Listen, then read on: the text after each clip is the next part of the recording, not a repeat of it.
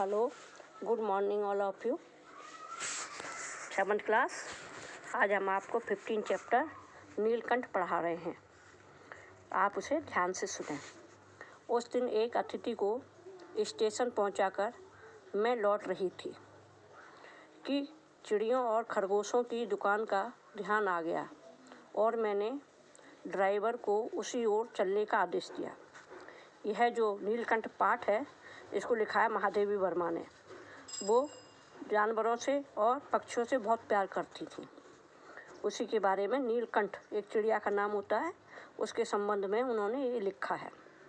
बड़े मियाँ चिड़िया वाले की दुकान के निकट पहुँचते ही उन्होंने सड़क पर आकर ड्राइवर को रुकने का संकेत दिया।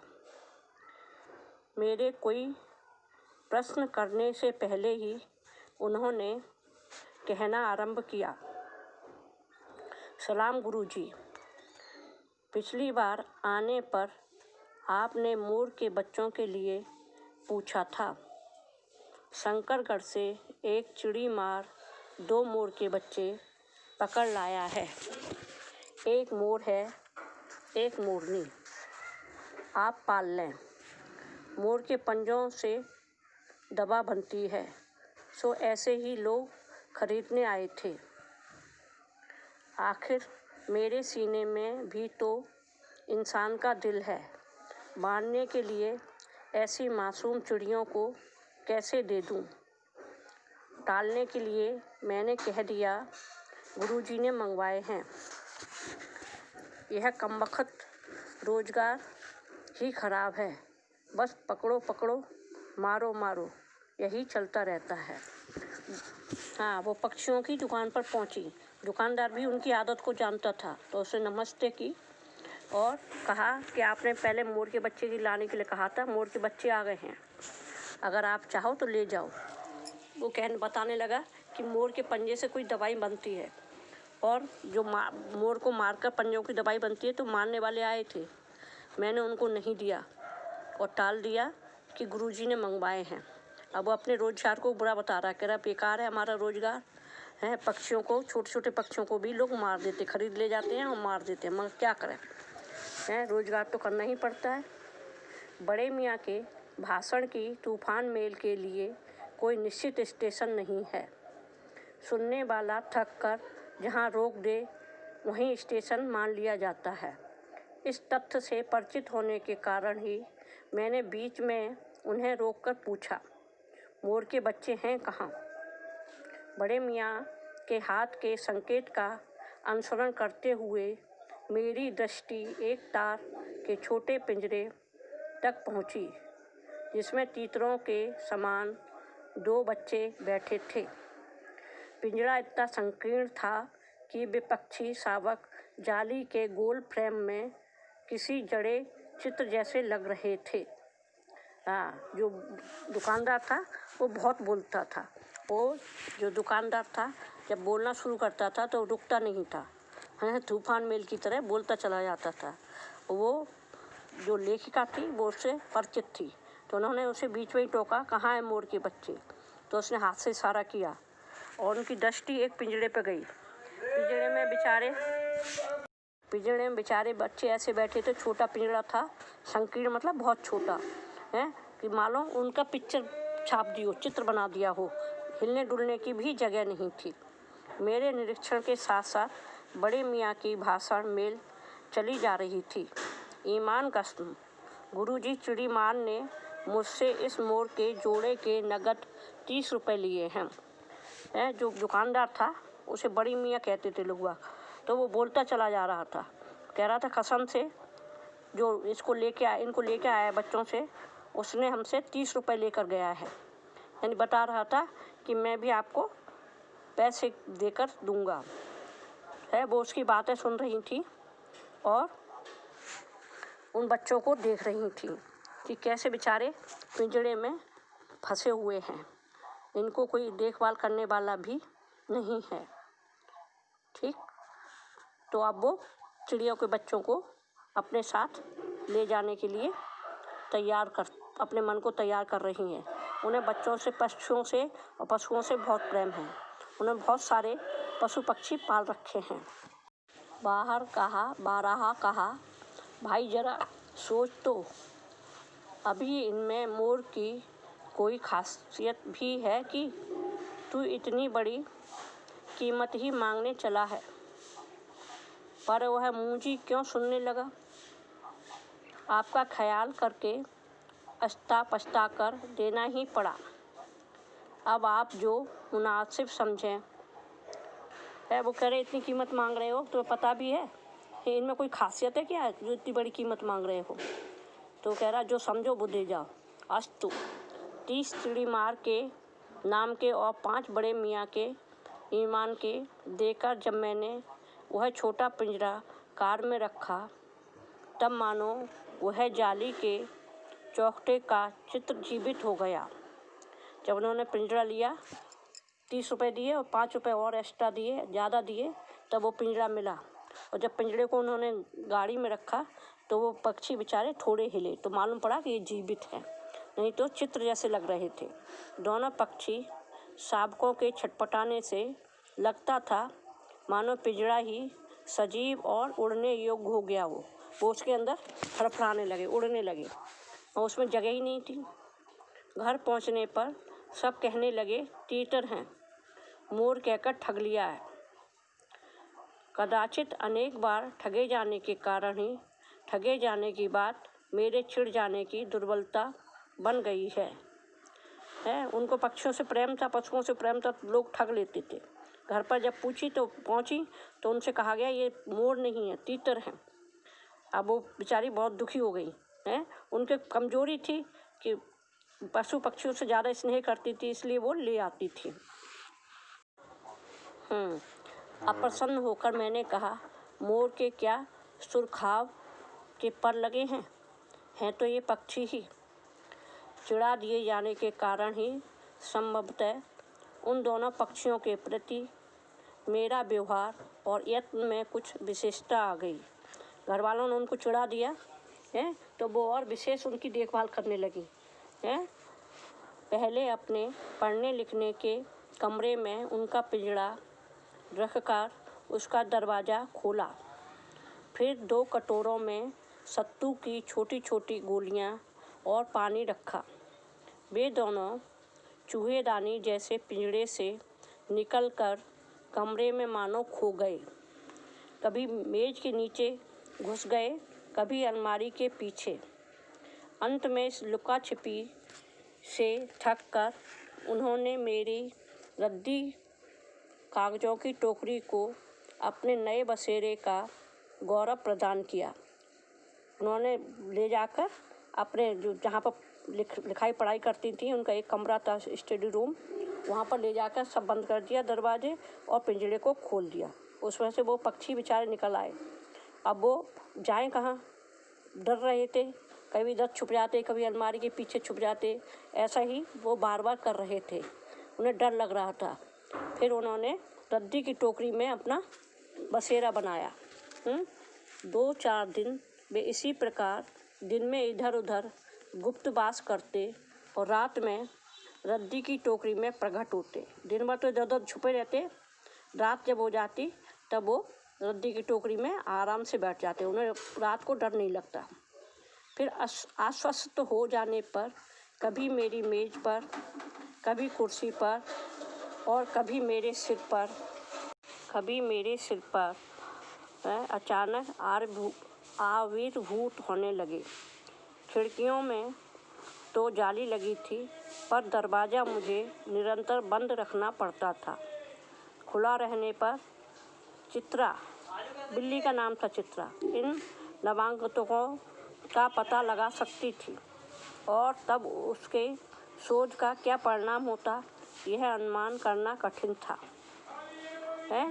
तो वो दिन में तो बेचारे इधर उधर छिप जाते थे, हर समय दरवाज़ा बंद रहता था और खिड़कियां जो थी उसमें जाली लगी हुई थी, और रात को रद्दी की टोकरी में बड़े आराम से बैठते। धीरे धीरे उनका भय ख़त्म हो गया।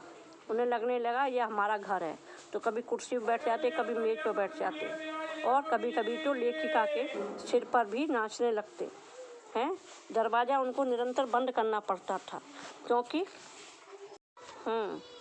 है तो उनकी जो बिल्ली, एक उन्होंने बहुत सारे जानवर भी पाल रखे थे। बिल्ली थी, उसका नाम था चित्रा, बिल्ली का नाम रखा था उन्होंने चित्रा। अगर उसको पता चल जाता तो वो उनका पत्ता साफ कर देती, उनको खा जाती हैं। इसके कारण वो हर समय दरवाज़ा बंद करे रहती थी। वैसे वह चूहों पर भी आक्रमण नहीं करती, परंतु यहाँ तो दो सर्वथा अपरिचित पक्षियों की अनाधिकार चेष्टा का प्रश्न था। वैसे सब उनके यहाँ तो बहुत सारे जानवर पले हुए थे, चूहे भी थे, तो बिल्ली चूहों को नहीं खाती थी, मगर अनजान, उसके लिए तो वो दोनों अनजान थे हैं, और वो अपना राज्य समझती थी, उन्हें देखकर कुछ भी कर सकती थी। उसके लिए दरवाज़ा बंद रहे और यह दोनों ऐरे गहरे मेरी मेज को अपना सिंहासन बना लें। यह स्थिति चित्रा जैसी अभिमानी मारजारी के लिए असह्य कही। बिल्ली भी उनको बहुत प्यार करती थी और वो भी बिल्ली को बहुत प्यार करती थी। अगर वो बिल्ली देख लेती कि मेज पर चढ़ जाते हैं, कुर्सी पर कूदते हैं, तो वो अपने को अपमानित महसूस करती। उसे लगता कि ये हमारे घर में कैसे आ गए, इसलिए हमेशा दरवाज़ा बंद रखती थी। जब मेरे कमरे का कायाकल्प चिड़िया खाने के रूप में होने लगा, तब मैंने बड़ी कठिनाई से दोनों चिड़ियों को पकड़कर जाली के बड़े घर में पहुंचाया, जो मेरे जीव जंतुओं का सामान्य निवास है। जब उनका कमरा पक्षी खाना बन गया और पक्षी इधर उधर उड़ते रहते थे, गंदगी करते रहते थे, तब उन्होंने उन पक्षियों को पकड़वाया अपने नौकरों से और एक जाली वाले, बहुत बड़े जाली वाले घर में उन्हें पहुंचा दिया, जिसमें बहुत सारे और भी जीव जंतु रहते थे। दोनों नवागतों ने पहले से रहने वालों में वैसा ही कौतूहल जगाया जैसा नववधू के आगमन पर परिवार में स्वाभाविक है। वो पक्षियों के पास पहुँचे दोनों, तो उन पक्षियों में होड़ा-होड़ी देखने के लिए होड़ा-होड़ी शुरू हो गई। जैसे नई दुल्हन आती है तो लोग भाग भाग कर उसे देखते हैं, इसी तरह जो पक्षी पहले से थे उन दोनों को देखने लगे और उनसे बातचीत करने की कोशिश करने लगे हैं। लक्का कबूतर नाचना छोड़कर दौड़ पड़े और उनके चारों ओर घूम घूम कर गुटुरगू की रागनी अलापने लगे। उनके मतलब कबूतर भी थे, कबूतर का नाम था लक्का कबूतर, कबूतर का नाम था लक्का कबूतर। तो वो नाच रहे होंगे पिंजरे में अपने, उसे छोड़कर उनके आसपास आ गए, घूमने लगे और गुटुरगू करने लगे। बड़े खरगोश सभ्य सभासदों के समान क्रम से बैठकर गंभीर भाव से उनका निरीक्षण करने लगे। खरगोश थे वो बड़ों की तरह सभ्यता से बैठ गए और उन्हें गंभीर भाव से देखने लगे। उनकी गेंद जैसे छोटे खरगोश उनके चारों ओर उछल कूद मचाने लगे। जो बहुत छोटे छोटे खरगोश थे वो उनके पास आकर कूदने लगे। तोते मानो भली बात देखने के लिए एक आंख बंद करके उनका परीक्षण करने लगे। उस दिन मेरे चिड़ियाघर में मानो भूचाल आ गया। तोते भी उन्हें बार बार एक आंख बंद करके उनका परीक्षण करने किया कि ये कौन आ गया है। वो एक तरह से उनका चिड़ियाघर था और उसमें एक तरफ मतलब भूचाल आ गया। सब लोग अपनी अपनी तरह से उनको देख रहे थे, उनका स्वागत कर रहे थे। उन्हें लग रहा था पता नहीं दोनों कौन आ गए हैं, कहाँ से आ गए हैं।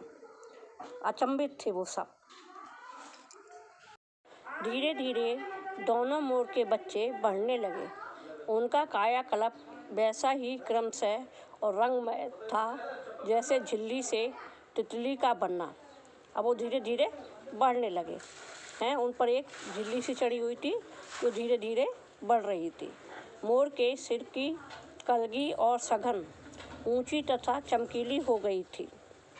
चोंच अधिक बंकिम और पैनी हो गई थी। उनका जो मोर का ऊपर कलगी होती है वो बहुत चमकीली हो गई थी और घनी हो गई थी। चोंच पैनी हो गई थी।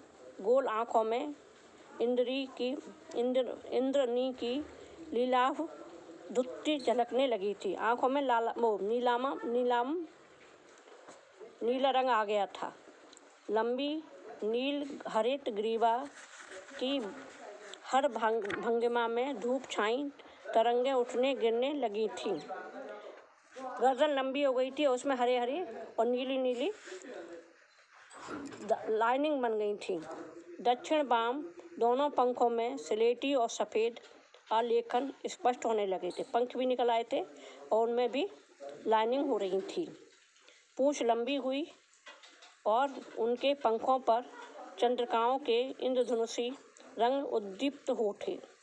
मोर के जो पंख होते हैं उन पर, उनके पंखों पर चंद्रमा जैसी इंद्रधनुषी गोल गोल निकलने लगे।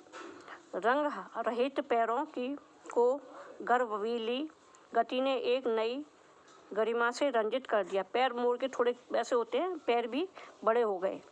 उसका गर्दन ऊंची कर देखना, विशेष भंगिमा के साथ उसे नीची कर दाना चुगना, पानी पीना, टेढ़ी कर शब्द सुनना आदि क्रियाओं में जो सुकुमारता और सौंदर्य था, उसका अनुभव देखकर ही किया जा सकता है।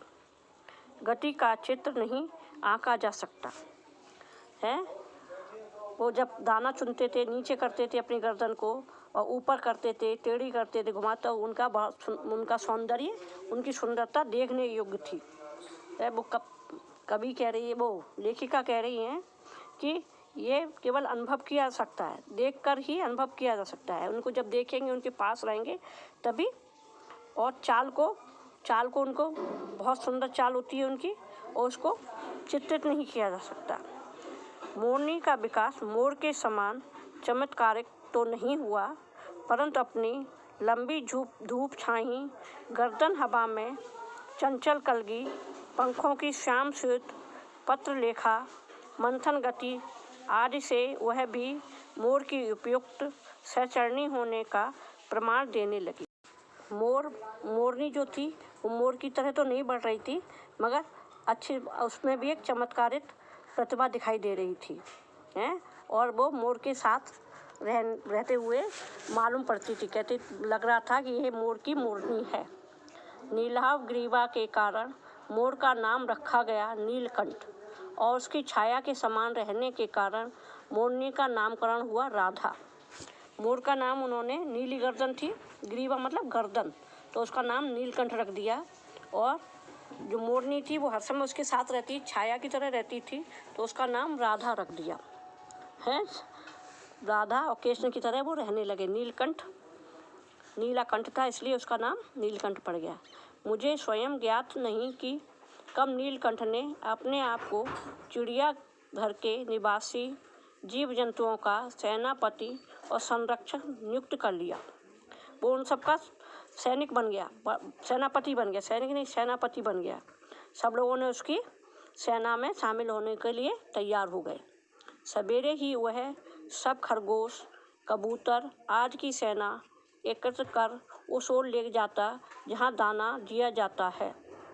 अब वो सेनापति था तो सबको इकट्ठा करता और उस ओर चल देता जहाँ पर पिंजड़े में दाना डाला जाता है। सब उसके पीछे पीछे चलते और घूम घूम कर मानो सबकी रखवाली करता रहता है। वो दाना भी खाता और घूम घूम कर उन सबको देखता भी। किसी ने कुछ गड़बड़ की और वह अपने तीखे चंचु प्रहार से उसे दंड देने दौड़ पड़ता। अगर कोई बदतमीजी करता, उन पक्षियों में परेशान करता किसी को, तो वो अपनी पैनी चोंच से उसे दंड देता। खरगोश के छोटे बच्चे को वह चोंच से उनके कान पकड़कर ऊपर उठा लेता था, और तब तक वे आर्तकर्दन न करने लगते, उन्हें अधर में लटकाए रखता। तो खरगोश से छोटे छोटे बच्चे थे, उन्हें अपनी चोंच से उठा लेता था अगर वो बदतमीजी करते, कुछ गड़बड़ करते थे। और जब तक बहुत तेज़ रोने नहीं लगते थे तब तक उन्हें बीच में चोंच से पकड़े लटकाए रहता था। कभी कभी उसकी पैनी चोंच से खरगोश के बच्चों का कर्णवेधन संस्कार हो जाता, उनके कान में छेद हो जाता था कभी कभी। उसकी चोंच बहुत पैनी थी, पर वे फिर अब कभी उसे क्रोधित होने का अवसर न देते। दंड विधान के समान ही उन जीव जंतुओं के प्रति उसका प्रेम भी असाधारण था। वह उनको दंड, शरारत करने पर दंड भी देता, मगर उनसे प्रेम भी बहुत ज़्यादा करता था, बहुत प्यार करता था। जैसे सरदार लोग अपने बच्चों से प्यार करते हैं, अपने सेना से प्यार करते हैं, उसी तरह प्रायः वह मिट्टी में पंख फैलाकर बैठ जाता और वे सब उसकी लंबी पूँछ और छगन पंख में छुआ छुआला सा खेल खेलने लगते। वो अपने पंख, बहुत बड़े बड़े पंख होते हैं, पंख फैला कर बैठ जाता और सब उसके ऊपर कूदने लगते, उन पंखों पर कूदने लगते थे। ऐसी ही किसी स्थिति में एक सांप जाली के भीतर पहुंच गया। किसी तरह एक दिन उसमें सांप आ गया। सब जीव जंतु भाग कर इधर उधर छिप गए हैं। सब डर गए। जीव जंतुओं में भी इतनी अकल होती है कि कोई नई चीज़ आ गई जो खा रही है तो सब इधर उधर भागने लगे। और केवल एक खरगोश का छोटा बच्चा सांप की पकड़ में आ गया। उसने खरगोश को, सांप जो आया उसने और किसी को नहीं पकड़ पाया और खरगोश को उसने पकड़ गया। निगलने के प्रयास में सांप ने उसका आधा पिछला शरीर तो मुंह में दबाए रखा था। शेष आधा जो बाहर था उसे चींची का स्वर भी इतना तीव्र नहीं निकल सकता था कि किसी को स्पष्ट सुनाई दे सके। उसने आधा तो अपने मुंह में रख लिया था और आधा पीठ का हिस्सा मुंह में रख लिया था। आधा जो रह गया था वो चिल्ला रहा था, मगर आवाज़ इतनी धीमी थी तो कोई सुन नहीं पा रहा था। नीलकंठ दूर ऊपर झूले में सो रहा था। नीलकंठ, उसका कोई झूला होगा, वहाँ पर पेड़ों पर सो रहा था। उसी के चौकन्ने कानों ने उस मंद स्वर की व्यथा पहचानी और वह पूँछ पंख समेट कर सर से एक झपट्टे में नीचे आ गया। वो सो रहा था मगर उसको वो धीमा सा स्वर भी सुनाई दे गया और वो झट से नीचे आ गया। संभवतः अपनी सहज चेतना से ही उसने समझ लिया होगा कि सांप के फन पर चोंच मारने से खरगोश भी घायल हो सकता है। अब वो क्या करे, अगर सांप को मारता है तो खरगोश भी घायल हो सकता है। उसने सांप को फन के पास पंजों से दबाया और फिर चोंच से इतने प्रहार किए कि यह अधमरा हो गया। पकड़ ढीले पड़ते ही खरगोश का बच्चा मुंह से निकल तो आया परंतु निश्चेष्ट सा वहीं पड़ा रहा। उसने पीछे से सांप को पकड़ लिया और खूब अपने पंजों से और चोंच से उस पर प्रहार किए, उस पर मार लगाई। तो बेचारा सांप भी घबरा गया और उसने मुंह खोल लिया और खरगोश का बच्चा नीचे आ गया, मगर वो बेचारा मरणासन अवस्था में हो गया। उसमें कोई कमी जान रह गई, छोटा तो था ही, और दबे होने के कारण जब निकला तो वो वहीं पर पड़ा रह गया। अब आगे कल पढ़ाएंगे, इसमें बहुत सारे पशु पक्षियों की बातें आपको बताएंगे। ठीक है।